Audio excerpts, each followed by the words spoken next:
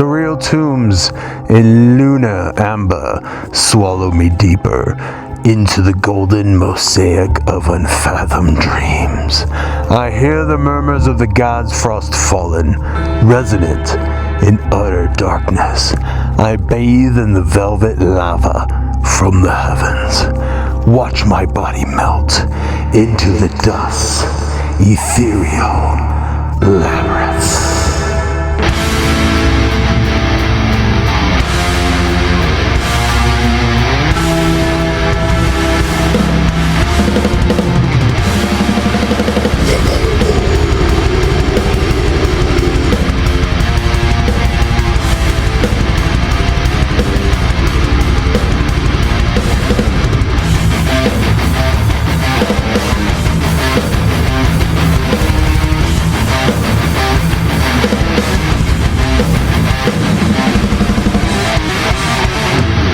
Welcome back to Death Metal Pug. I'm Aranzi Pugzoo. I want to be a rock star when I grow up. The purpose of this is to have fun and talk about music. If for some reason we can help out your band, project, or business, please reach out to us at deathmetalpug@gmail.com. I'd like to thank Nate Garrett for being on last week's episode. Yeah. Oktoberfest from Central Waters. Kind of warm, dude.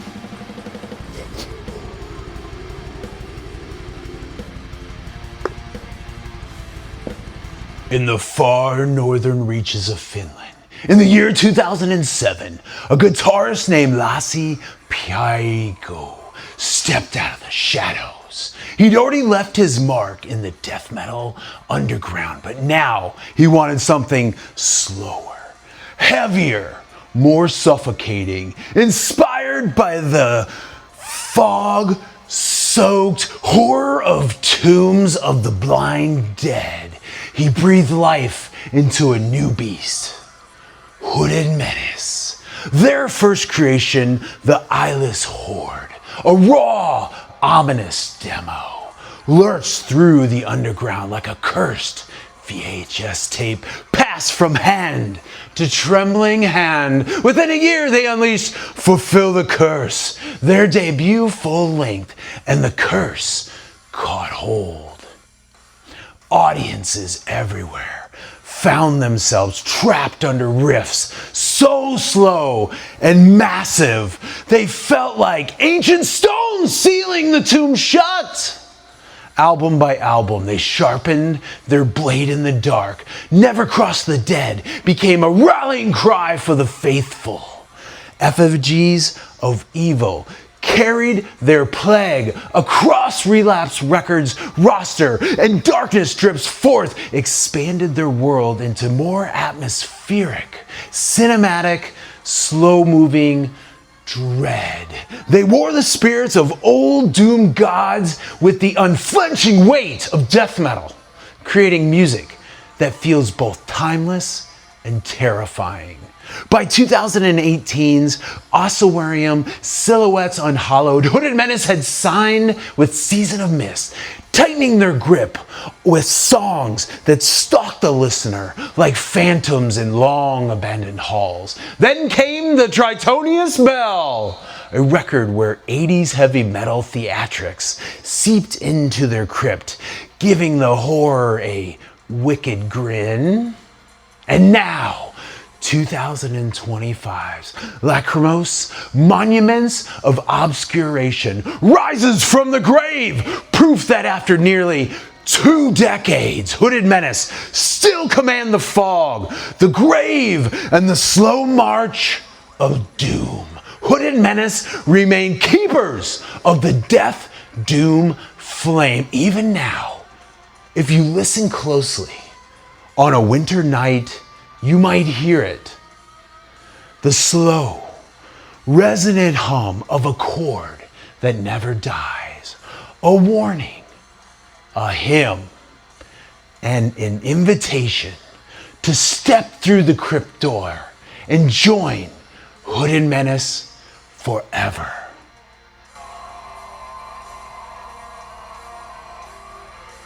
That was fun. Do you know Hooded Menace?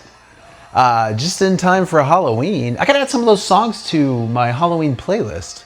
A lot of folks, just thinking from a historical perspective, a lot of folks really loved Hooded Menace's 2010 record titled "Never Cross the Dead."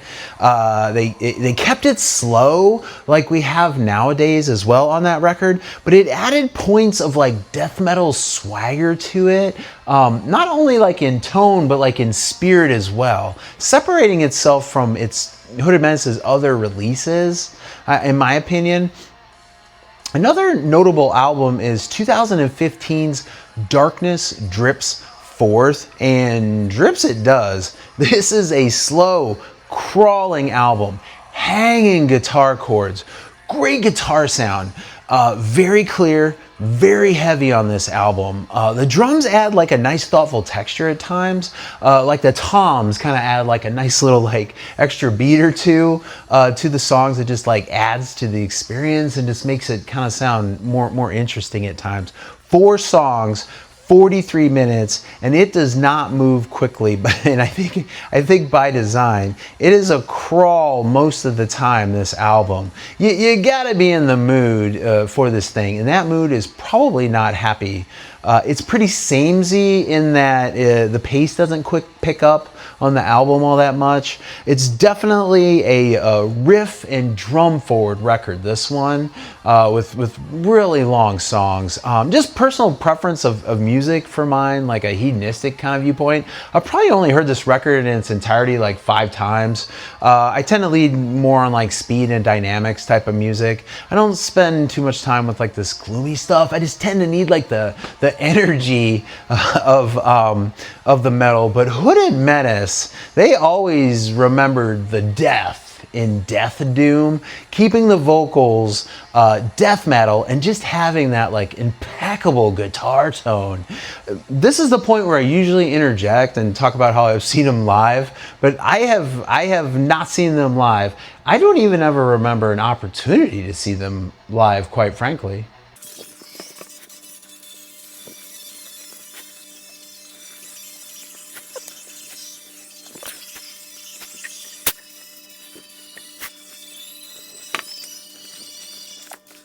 We did extensive research and found out that their most recent tour was in 2018 in Europe. So pack your bags. Hooded Menace's new album, Lachrymose Monuments of Obscuration, comes out October 3rd on Season of Mist. Lachrymose Monuments of Obscuration isn't a fixed phrase from literature or philosophy. It reads more like a piece of evocative poetic language, the kind you'd find in extreme metal lyrics, dark poetry, or occult writing. Let's break down each word by word. Lachrymose, tearful, sorrowful, mournful. Monuments, enduring structures, symbols, or tributes, often to the dead. Obscuration, the act of obscuring, darkening, making hidden or unclear. Put together, it roughly suggests sorrowful moments that stand as tributes to darkness, concealment, or the hidden.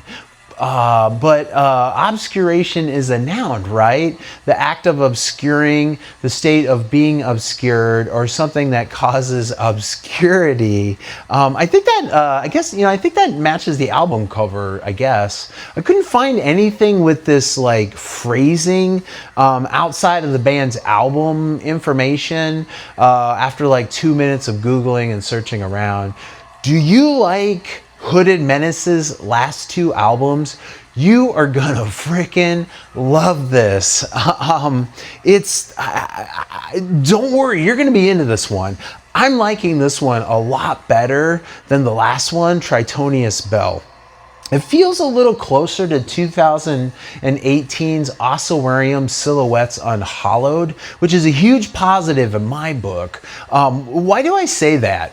Like, in how on that album and on this album, each song is an adventure in itself. And then it has like an overall similarity song by song, but upon like closer examination, you're like, oh my gosh, each song has like different changes in sections, tempos, and riffs, but the whole song, the whole albums just always end up being so cohesive.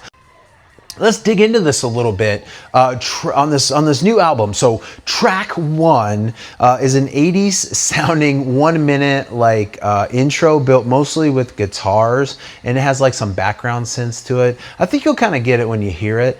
Track 2, Pale Masquerade. This almost 8-minute track is classic Hooded Menace. It fires into the main riff, and then in good old Hooded Menace style, it slows down right before like the 3-minute mark and just does such a great job like transitioning between sections. Often Hooded Menace will slow down their track for a bit before they kind of like drive into the next section. And this track carries the 80s vibes and some tone and notes, but not in the song necessarily. Can I rephrase that to make sense? The ending of like Pale Mask is like using bar chords that I know I've heard from like Rat albums, but Hooded Menace are not 80s metal. It's just those little like 80 flourishes they like to like pop in the last couple of albums.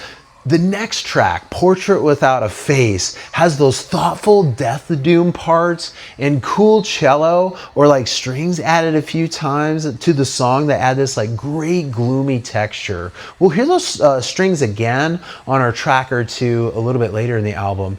You get to hear the bass rumble and the drums pound as the guitars layer in as well on this song. The midsection of the song takes on a mellower vibe before layering in reverb-ridden solo on top of, you know, the gloomy riffs, and the cellos layer back in to help like close up the song and bring it back to like a familiar feel. It's just really excellent songwriting. They know how to vary like a 7 to 8 minute track, or but then like keep it also tonally similar, and then maybe like bring the riffs back at the end. Like I said, it's just like really cool, great songwriting.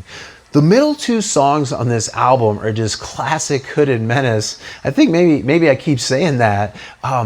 You think you have the song Daughters of Lingering Pain figured out, and then it just moves into this like cool bass guitar kind of stomp, and then these like twin guitars jump in, these melancholy solos, before then like an even stompier last 3 minutes with all the instruments coming together into like a full band sway. And it's like super cool. This moment would be cool live, as it bleeds back into the original riff's melodies and then has like kind of like a pretty ending to it. I think this would be like a super cool album live for sure.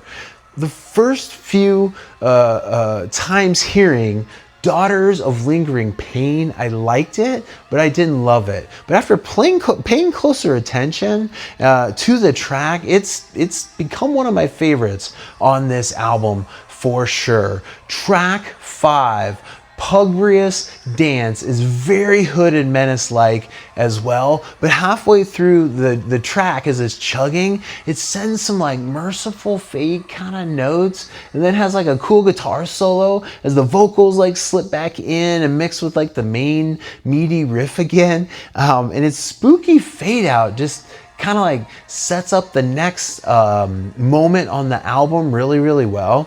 They proved with the Wasp cover on the Tritonius Bell and the way back prior EPs that they're gonna cover songs. The Torture Never Stops from Wasp's first album was a song that Hooded Menace covered.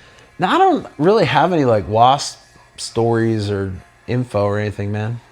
Menace have a way of making their cover songs seem like their own. It's not like it sounds like on the album all of a sudden we go to like standard E tuning or something on the guitar, for example. The cover song on this album is my second or maybe first favorite song on this album. I'm just gonna go ahead and admit that now. Damn, Hooded Menace got me singing Duran Duran, Hooded Menace cover the song Save a Prayer. First time listening to this album, I did not catch it as a cover, as it blends so well and has like a simple catchiness to it. So I'd gotten the album and I was listening to it, and it was like the next morning, it was like 10 in the morning. The whole crew was home and everything. And I'm doing like crap on the computer, so it's kind of in the background, right? But I wanted to start hearing the album as much as I could. Betty comes into the room, into the like by the kitchen table. I was like, "Are you listening to Duran Duran?" And I was just like, "What are you talking about?" Because it's obviously in the death metal realm or universe. So it was just like kind of a funny moment. This song was originally on Duran Duran's 1992 album Rio. That's the album with the song Hungry Like a Wolf on it. So that song should definitely sound familiar to you. I've never really been into like this type of music, guitarless, synth, 80s pop. So I didn't pick up on the song Save a Prayer at first listen. Probably have not really heard it that much, to be honest with you. Don't worry, Hooded Menace add guitars. They add their usual great guitars on top of this. Those synth melodies in that song are just turned into guitars, and it is great. It's not like it changes key or feels too disruptive or mellow on the album again or anything. And somehow it's super catchy sing-alongy. I emailed back Seasons of Mist a few weeks ago after hearing it, and I was like, kudos. Hooded Menace got me singing Duran Duran. Will over there emailed me back, and he was like, there's a video coming out in a few weeks. I guess I'd expect that to be out now. Save a prayer for me now. Save a prayer for me now. Save it till the morning of dawn. Say a prayer for me now. Just nowhere for vocals to hide on this song. Each death metal growl is articulated out, but retains like harsh, legit death metal vocal status. Vocals more up front on this song, but also on the album overall from other releases, I think. The final song on this album, the not quite 10-minute long Into Haunted Oblivion, is my favorite. I'm gonna note, in my opinion, it's the best track and not give any details to spoil anything. It's not that it's like weird or anything, is gonna be like bizarre about it, but it might be the best thing that they've recorded since Charnel Reflections. And speaking of Charnel Reflections, that's my favorite song from my favorite Hooded Menace album, Ossuarium Silhouettes Unhallowed. The chimey guitar intro to that song is just so plain, and it sets up like the oncoming crashes into more guitars with that sad melodic guitar melody with the vocals jumping in is just fantastic. The song has a wonderful way it just like degrades itself on the track. The song just degrades like on the album, but the guitar is just sliding, and then that like wonderful guitar tone with just like those purposefully lingering notes. I'm not sure if they're like chromatic notes per se, but there's specifically targeted notes, that's for sure.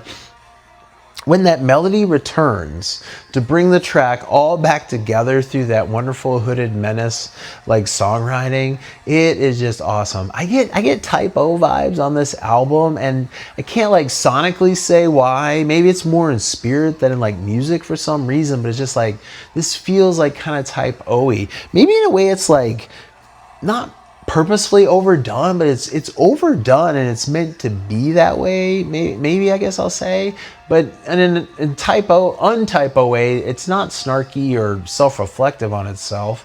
But there's a typo negative kind of vibe to it. Maybe I'm just connecting it because I'm familiar with that group, right?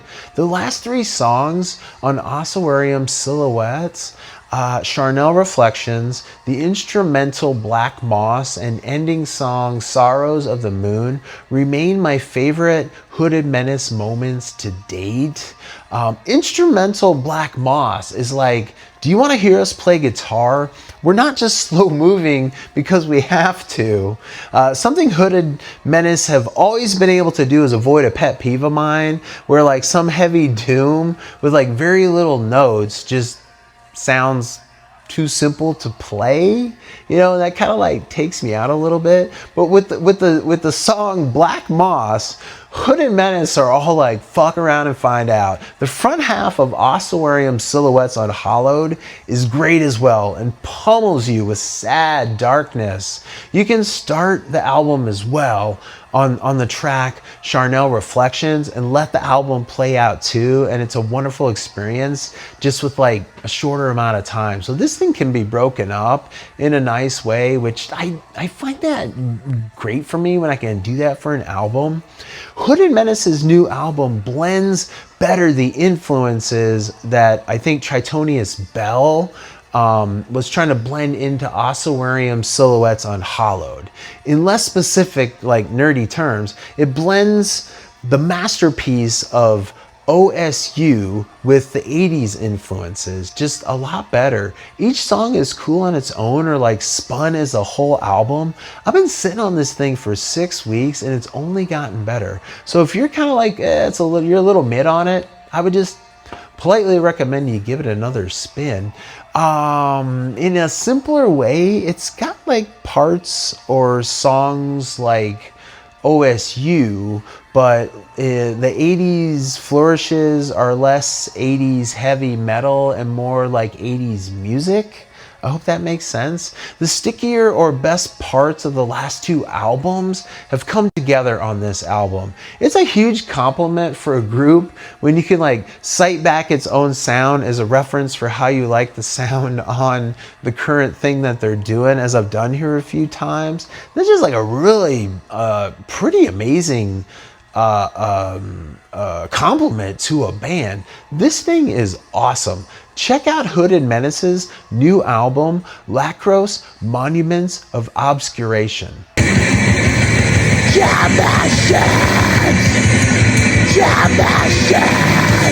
My longtime friend and avid heavy music fan, Jeremy, his shirt this week is from an item from the band Hallucination Realized. After receiving this photo via text, I asked Jeremy, what's the backstory? Jeremy noted he loved the outright plagiarism plus Hallucination Realized are a solid grind band. Do you know do you know who had the similar image of that?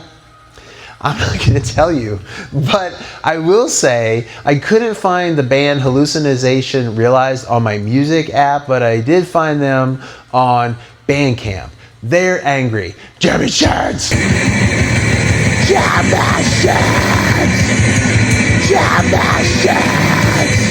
We should get around to talking about this other Death Doom band that had a new release.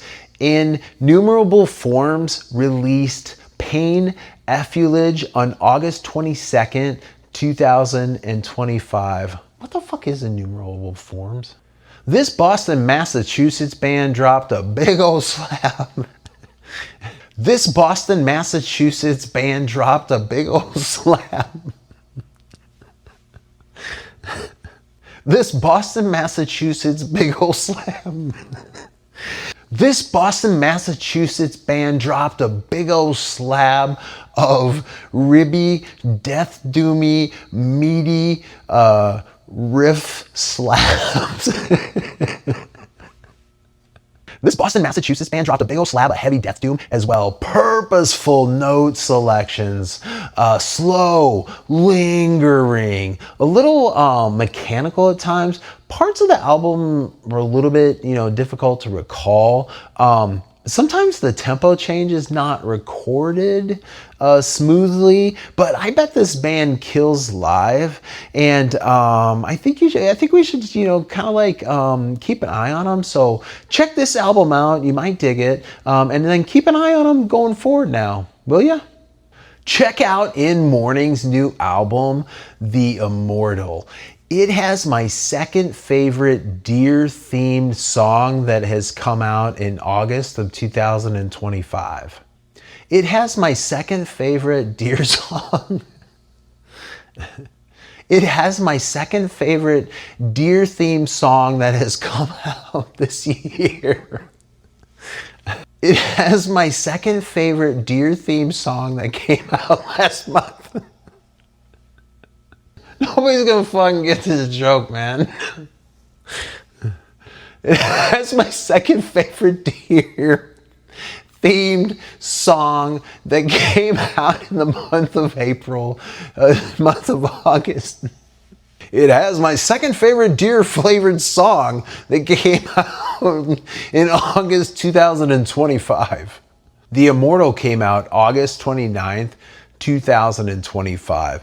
It just gets better as it goes along. It really does. Some of you will really appreciate this album.